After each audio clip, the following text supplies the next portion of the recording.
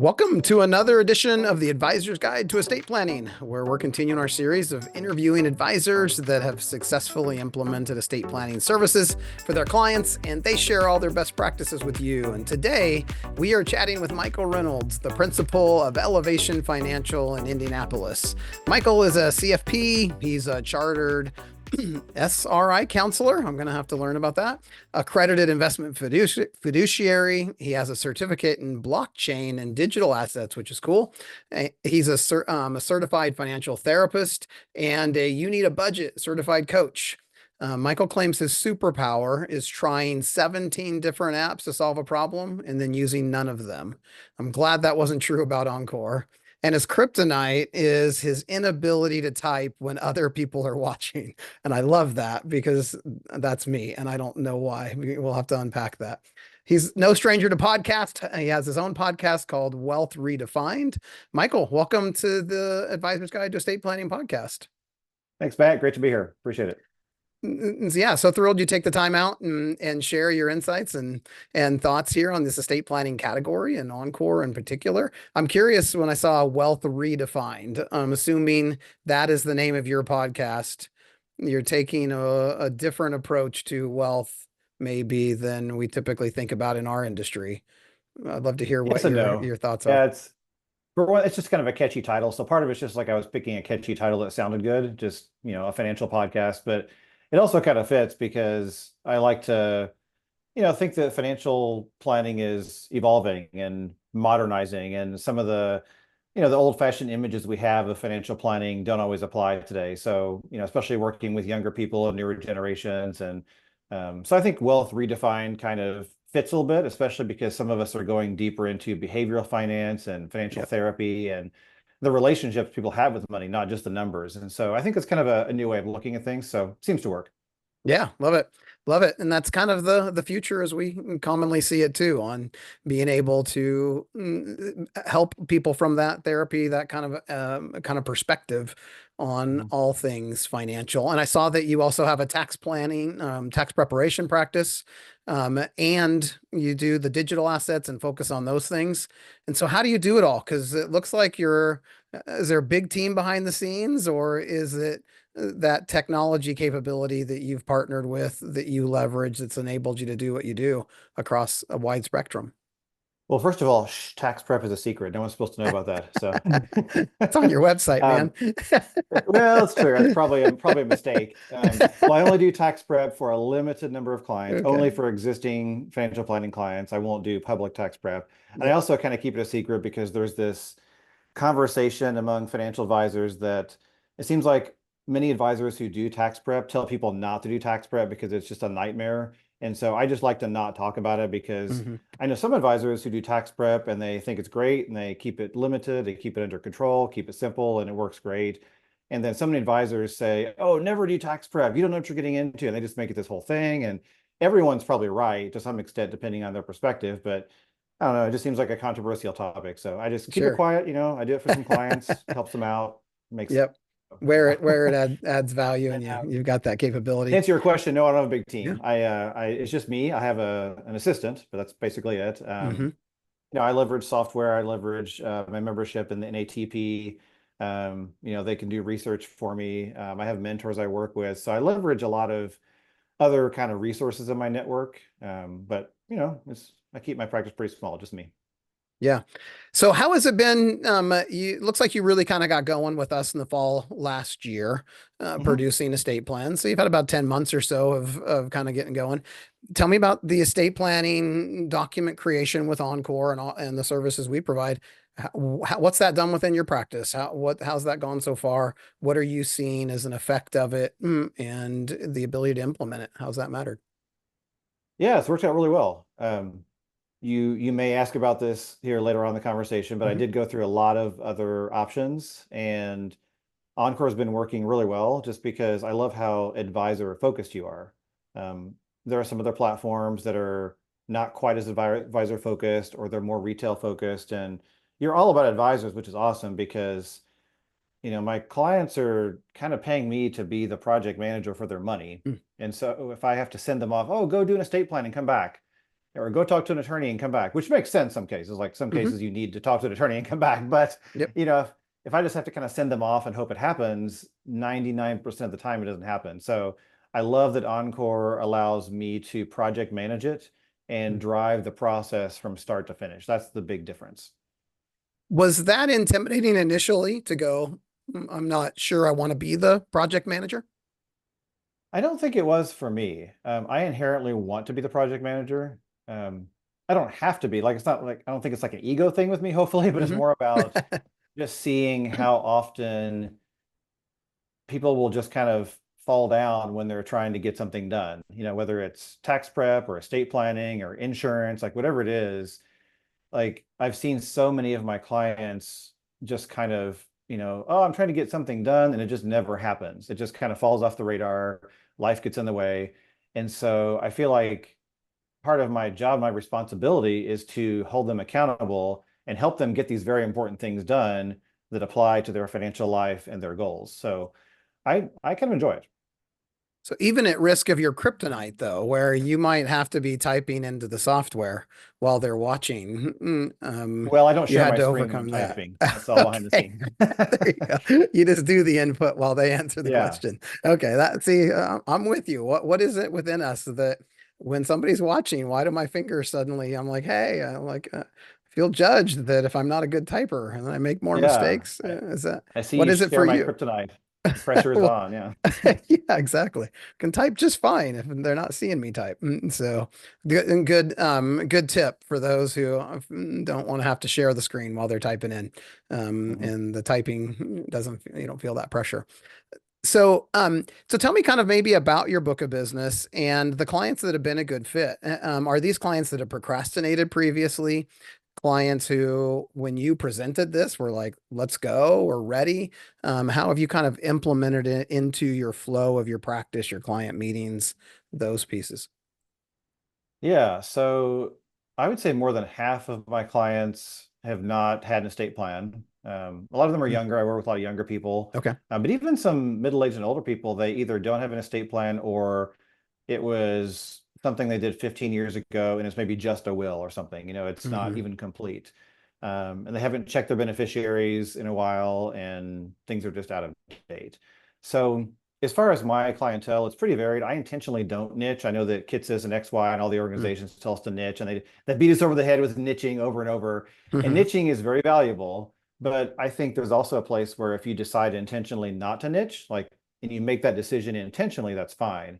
Because in our profession, I think there are other ways to stand out and be different. And just being an independent RIA often is enough to be different because we're already kind of in a different class of service than many other advisors that are, at a wirehouse environment or other environments. And so I think we're just able to just do more and be different without having to niche too much. So I don't really niche. I have some younger clients, some middle-aged, some older clients. I have clients where I do just basic, you know, very basic lightweight service to kind of get them up and running and investing and get them a start. Others where I'm using, the Element software, for example, to do financial wellness coaching. And then, Right Capital comprehensive model with my clients that are more complex, maybe further along in their journey. We do a lot more stuff. So I kind of adapt to whatever my client needs. I've got, different programs, so to speak, or different engagements that make sense for them. So yeah, it's kind of how I serve my clients. And how have you structured your fee? I know you're kind of fee only and take clients at all levels of wealth. How have you set that up across the board? And then how does that play in with the estate planning Yeah, offering? primarily flat fee. So most of my clients are going to be flat fee. If it's a really like a younger person just starting out in their career, don't have really any assets or any, they're just getting started, I'll do an AUM model for them to kind of get them a Roth IRA opened up and get the ground running with them. But for the most part, flat fee. Okay. So for my Elements clients, it's 2,400 a year for a single person, 3,600 a year for couples, and then my comprehensive clients, 4,800 single, 6,000 a year couples. And I do manage investments. So for the majority of my clients, I bill from their investment accounts. Okay. And then And Encore, I have separately. They pay Encore directly. okay. Okay. Okay. So you have them pay us with each one. Yeah, But your estate planning is included in one of those tiers that you in help the with the comprehensive model. facilitate it, and then you have them pay us directly. yeah, in my comprehensive engagement, Gotcha. my estate planning management is included. Yeah. Okay. Okay. And so they go to that. So if they go to that tier, you're having them pay us. You're not charging a planning fee on top of that in that tier compared Correct. to the I'm not. others. Gotcha. Okay. Yeah. Cool. I like them paying Encore directly. I think it's just cleaner. I think Hmm. it helps separate. I'm not drafting the documents. You're paying Encore to draft the Okay. documents, but I'm project managing the Yep. process. Yeah, that flat fee kind of facilitates that as well with that engagement. That's really cool. Yeah. What do you think the impact has been? We hear a lot of great impacts, kind of just beyond, okay, we feel good that we've helped the client get that. We hopefully deliver peace of mind. It's something that nags a lot of people until they actually get through it. But what would you say have been the outcome of the benefit with your relationship with your clients? Yeah. I mean, the benefit relationship wise is they love being able to get service and help with something that otherwise would be very difficult for them. I mean, I know some awesome attorneys, and even the best estate planning attorneys that are great to work with. I've yet to find an attorney or a law firm that doesn't have a clunky process for getting data from clients and getting the service done. So every time I have seen an attorney work with a client in estate planning, they email them a bunch of Word documents that are intimidating. They give them these questionnaires that have to be printed out. It's like 17 pages. The usability of the questionnaire is terrible. Like it's just a painful Mm. experience. And I just keep seeing that over and over. And so I love being able to provide my clients a solution that is easy for them to get it done. And they love that. They're like, wow, this is actually easier than I thought, Mm. and lower cost of cost than they thought. But the ease has just been phenomenal. So for the most part, my clients have been really, really happy with the fact that I can project manage it. I can, give them checkpoints to review the documents and see everything and approve it. And it's just been a great experience. Now, the one thing I'll say is where everybody, just starts to, struggle is the notarization. Like Yeah. no one can get their documents notarized. And I maybe you have an answer. I don't know. I'm still searching for a definitive answer on if electronic notarization holds up. Hmm. And I have been down this rabbit hole so much. And the best answer I've gotten is that technically it's legal and valid, but there are some organizations or banks or institutions that will just not honor it because they just don't understand electronic notarization. And so I just can't get a clear answer on that. So I'd love if someone in your audience, maybe, or other advisors could weigh in on that. But notarizations where everybody just fizzles out. They just can't get their stuff notarized. So that's where I Yeah. always have to push. Yeah, that we've kind of landed where you have too. There are a couple of states, I don't know if I haven't looked recently, but I know Texas and Florida have specific laws for e-notary that are at least give the backing for that. And I don't know if other states more recently have passed those, but that is the problem. It's if you send it to a custodian and they say, we're not going to accept this power of attorney document, what do you do? It's the Mhm. consequence is pretty high if you get into that Yeah. spot and the fight that now someone grieving is trying to having to go through. And Mhm. so we're in that place of very cautiously, really cautious or conservative on doing that, especially in those states that haven't passed those laws because of the hassle it could create and errors when they're trying to go and coordinate everything. And you, as you're trying to potentially Yeah. help them in the next generation, If solve you for this. can So if you can solve that, you would be my hero, because what I want to be able to do is tell a client, hey, hop on a Zoom. Your two witnesses can hop on a Zoom from different locations. mhm. We'll e-sign the PDF documents and you're done. Yep. I don't want to have to print the documents. Yep. Like if that could be the convenient way to do it, like you'd be my hero. So Totally. let me know We when you solve agree. that. That's absolutely where the world should be. It's just no Yeah. brainer. It's how this world should work. Yeah. And we're okay. I mean, great. We could deliver that. The problem is we don't want to put them in a bad spot when the Yeah, actual comes to exactly. use the document. It's like really convenient up front, terribly inconvenient on the back end. If Yeah. somebody says, Yeah. sorry, we're not going to accept this because you can't go back. So, Hmm. but we do have a notary option. I don't know if you've seen it that we have Yeah. launched. And so it's a mobile notary that Hmm. calls the client delivers the document and makes it turnkey. And so on that side of it, for those willing to pay for that, level of convenience. And so, but yeah, and how have you kind of worked this out? It's a interesting piece to dig in on, is all of this is kind of the process pieces of, did you feel like it was difficult, or how did you go about kind of building the process? Because yeah, that document isn't done until it's notarized. That you have a workflow set up in your CRM, or how that kind of keeps you on top of that until all the T's are crossed and I's dotted? I do. I have a workflow set up. I've got it open right now just so I can reference it. I think it's got about 22 steps in it, maybe Okay. 20 or so. And it's pretty detailed. So, first step is schedule the interview. I do an interview with them to go through what their wishes are for their estate Okay. plan, confirm it's scheduled. Then I send them a checklist prior to the meeting with things to think about. After the meeting, I invite them to review the documents. I follow up, make sure they've reviewed it, make sure they pay online. When it's delivered, I review the documents, prompt them to notarize. I've got a whole thing where I just Yeah. walk through all these steps, Yeah. because if I don't do this, it's not going to happen. Yep. And so my workflow goes all the way down to, update their beneficiaries, log it in Right Capital. That's when it kind of closes out. So yeah, That's it's a awesome. pretty good Did, workflow. I like it. did you build that? Are you Redtail or Wealthbox? Wealthbox. Okay, Yeah. cool. Yeah, because that's what we're thinking about too. That's one of the things we have, are creating some of these template workflows that anybody can grab and work from there. And so we've launched some in Redtail. Wealthbox is coming next, and so, Nice. so making that process as easy to incorporate for you, as well.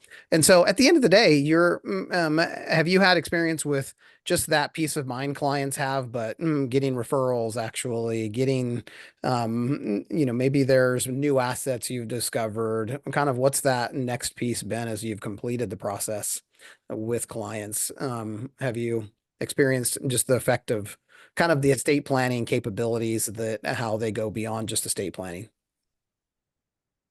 Yes and no. I mean, I don't think anyone has, decided to refer me just because of estate planning, Sure. but it definitely is part of what makes my service valuable, in my Hmm. opinion. I find that, I do get referrals, like a lot of us, referrals Hmm. pretty often. And usually it's a matter of, hey, like, talk to Michael, he's great. He did this for me. And, sometimes it does come up that estate planning was something I would help them with. So I would say it's definitely a piece in my toolbox, where the toolbox is full of a lot of valuable stuff that helps people with all aspects of their financial life. And estate planning is a huge part of it. Hmm. It's estate planning, it's tax planning, it's tax prep sometimes, although don't tell Hmm. anybody. It's, insurance planning, it's of course investing. So it's a lot of it rolled together. And yeah, estate planning is a big component. How have you kind of dialed around in the conversations and expectation setting on the reality of unauthorized practice of law, and as you're facilitating the questionnaire for the client and teeing them up for that? How Mhm. proactively do you deal with that? How do you, if a client comes to you and says, "Well, what do you think? Should I have a will or a trust?" How are you handling that? Yeah, so I did take your suggested language from Encore as in my Mhm. ADV, so I've got that in Okay. place. And I know there's different opinions. Like I see in the forums for other advisors, sometimes many advisors say, "Oh, I wouldn't go near this because it's unauthorized practice of law." And other advisors definitely, many advisors use platforms like Encore. So Hmm. I don't know who's right. I mean, it's obviously a spectrum of opinions, but you know, I I have read your material, I've read material from other Hmm. sources, and the best I can, see is that if you're very careful about disclaimers in your language and how the process goes, you shouldn't really be accused of unauthorized practice of law. So if someone asks, for example, should I do a trust or a will? I'm not going to say, oh, you should do a trust. Absolutely. It's more, hey, here's an article that goes through it. Here's something I wrote, something from Encore. Let me describe the differences. Many people in your situation see this as, a selling point of a trust. Many people see this as a reason to choose a will only without a trust. Here's kind of the pros and cons. You know, let's see what makes sense for you. What do you think? And kind of push it back to them. So it's mostly education, Yeah. and the Yep. education drives them to a decision usually. Yeah, I love that. And you said it right, that you're able to educate. Most advisors are talking about beneficiary designation decisions and Mhm, helping their clients, gifting strategies. Those are all things that advisors understand the role of mhm, education versus advice. And for the straightforward estate plans, that's exactly where that we're focused on helping you. mhm, Those clients really only need education. They just need the good information that and making it surfacing it in an easy way that mhm, sounds like you're doing versus them having to dig it up on their own. That leads to that procrastination. And so walking mhm, that education line, communicating that, that's exactly where we're pretty clear on mhm. walking that line. It's an important one. We love to talk. We want to talk about unauthorized practice of law and be very clear. And so, yeah, thanks for sharing your thoughts on that. And so, um, kind of what's next for you as you work through your book of business? How do you see estate planning, that part of your practice evolving? Are you reviewing existing clients' existing documents? How have you set up kind of for the ongoing reviews of revisiting estate planning? Give us kind of your senses as you work with the client beyond just the initial document creation. Give Mhm. me your kind of view of the estate planning component on an ongoing basis. Yeah, so initially, if I'm working with a new client and they have estate planning documents in place, I will send those to Encore. I'll pay the fee for that because it's very low cost. So I Hmm. I pay the fee. Encore turns it into the nice flow chart and the recommendations. So that's kind of standard with any new client. So I do that, and then sometimes it prompts, the answer. Oh, everything looks great. We're good to go. No problem. Hmm. Other times it might be, oh, Aunt Betty is my guardian for my kids. No way. We got to change Hmm. that right now. So Yep. then it turns into let's get a new plan in place. Yeah. And then for existing clients that are just kind of past the initial setup and are ongoing now, I go for an every other year review. So even years, it's a state plan review. Odd years, it's insurance at the end of the year. So, it's pretty simple. I'll say, hey, here's the diagram for, because I encourage all my clients to get the diagram with the state plan from Okay. Encore. So here's the Yeah. diagram, here's your flow chart, here's your beneficiaries, just letting you review it really quick. If anything needs to be changed, let me know and let's figure out what changes need to happen. So I just kind of let them, make sure they can check in and see what their estate plan looks like every couple of years. Yeah, that's awesome. There's that, and the reality of the situation is that is a brand new service. That Mhm. is not a service that has existed for Yeah, most people. That somebody checks on my estate plan. yeah, I thought I just got this done, and 10, 20 years from now, I go, oh, geez, I should probably do something about that again. And yeah. so the value of that, keeping it updated. We had a call with one of our advisors on a webinar just a couple of weeks ago with Asset Map, and he had brought up that yeah, I just had a client reach out, and it turned out the client's oldest daughter that they had named as an executor, they discovered she's addicted to pain meds, and they're like, we can't have her in that role until this gets sorted out. And then they wanted to put their middle son in that role. And he said 90 seconds. They jumped into Encore. It was a plan that had been done in Encore. They went and edited the name of the trustee, hit submit to us. We updated the documents, and 5 days later, those documents were back. They were getting the notary. That's probably the hardest part Mhm. of the whole thing. But Yeah. the game changing of the experience of, we have it all digitized. It's here. We can update it very easily. And now we kept it up to date when that relationship or that reality changed for them, and the Mhm. advisor looking around the corner saying we got to change something here.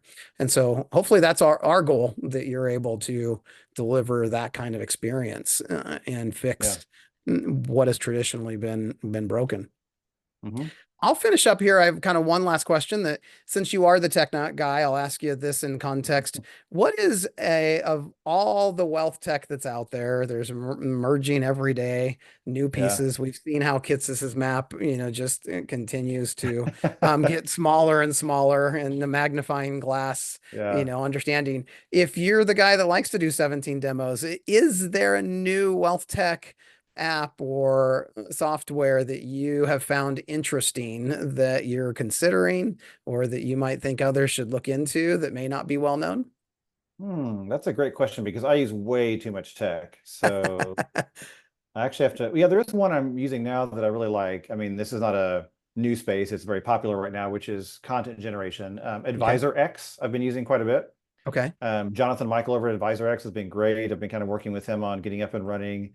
It's basically a chat GPT, but overlaid with customization for financial services. So it knows our jargon, it knows our terminology. It's built for advisors. So I'm a big fan of using Advisor X for content right now.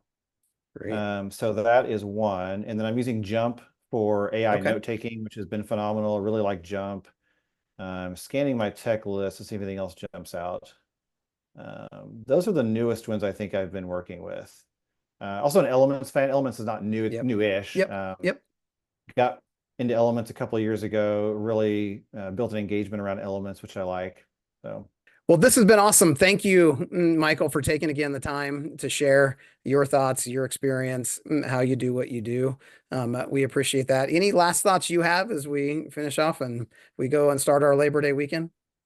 I would just say, advisors listening, don't be afraid to, give Encore a try. I mean, people are looking for this. People need what you do, and it's very hard for clients to get it done. So we give them a path to getting it done.